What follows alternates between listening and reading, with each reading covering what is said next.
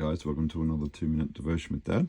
As promised, we are still at the crucifixion, and something a bit different today. They're all different, I know. It's just something that I need to study this more really before doing a proper one, but something that's coming out to me is, of all things, the sign above Jesus' head on the cross. After they had nailed him to the cross, the soldiers gambled for his money by throwing dice, and they sat round and kept guard as he hung there. A sign was fastened above Jesus' head, announcing the charge against him. It read, "This is Jesus, the King of the Jews." And then 2 revolutionaries were also crucified. Now, interestingly, if we go into John, there's a bit of a more context here. So here it says, Pilate posted a sign on the cross that read, "Jesus of Nazareth, King of the Jews." The place where Jesus was crucified was near the city, and it was written in Hebrew, Latin, and Greek so that many people could read it. Then the leading priests objected and said to Pilate, "Change it from the King of the Jews to, 'He said, I am the King of the Jews.'" They probably meant use like quotation marks to say this is what he said. And this is the clincher. Pilate says, "No, what I have written, I have written." And then it goes on.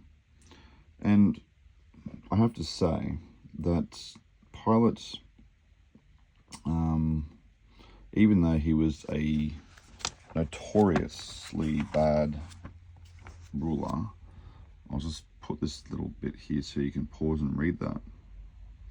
And then on the other side,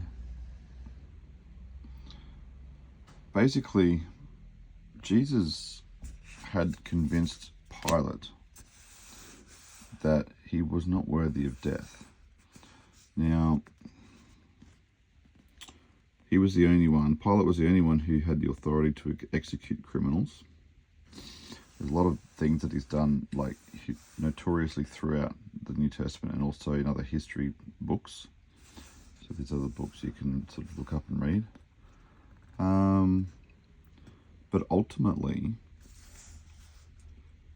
he was not convinced that Jesus had to die. He washed his hands of Jesus' blood. And I think that there is a hidden message from Pilate in this sequence of events. Now, this is just a theory. This doesn't have to go on a current affair or anything stupid like that. But what if Pilate actually believed Jesus' story? What if there was a secret confession within himself that Jesus was actually the King of the Jews? Because Pontius Pilate, there's a lot here that I need to read into, not as in read between the lines, but read about. Because even though Pilate was,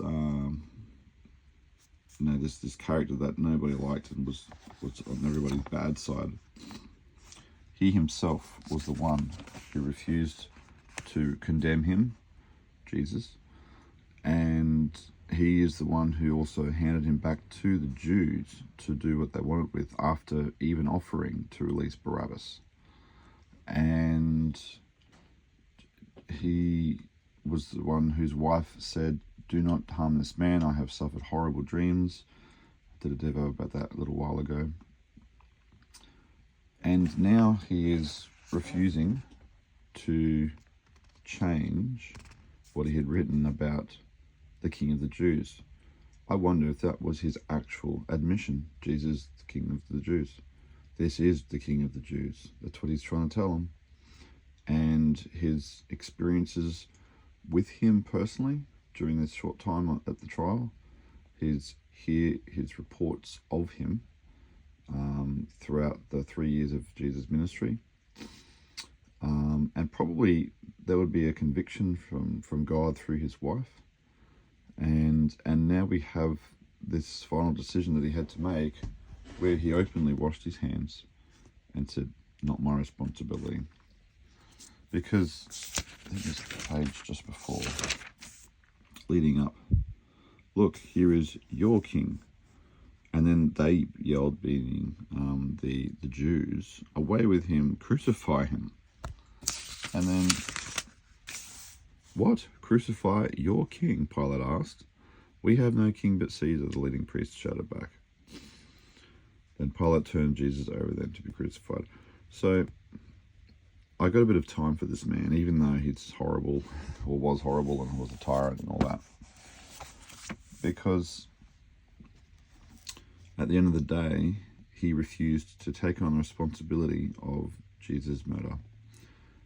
After sort of haphazardly, just it seemed nothing for him to do all these other acts of tyranny that he had reportedly done in cold blood, he would not do this to the King of Kings. So I just wonder if this is his little secret message, his code, his whatever, to say, look, I believe this man, I believe in him. I don't know. In that little article that I just paused it at, it says right at the end, it was reported that he committed suicide, maybe out of guilt for what he had done. I don't know, wasn't there. If so, that's, takes away the whole believer thing. But either way, it's just interesting to see how even one of the most hardened men in the New Testament had been affected by Jesus.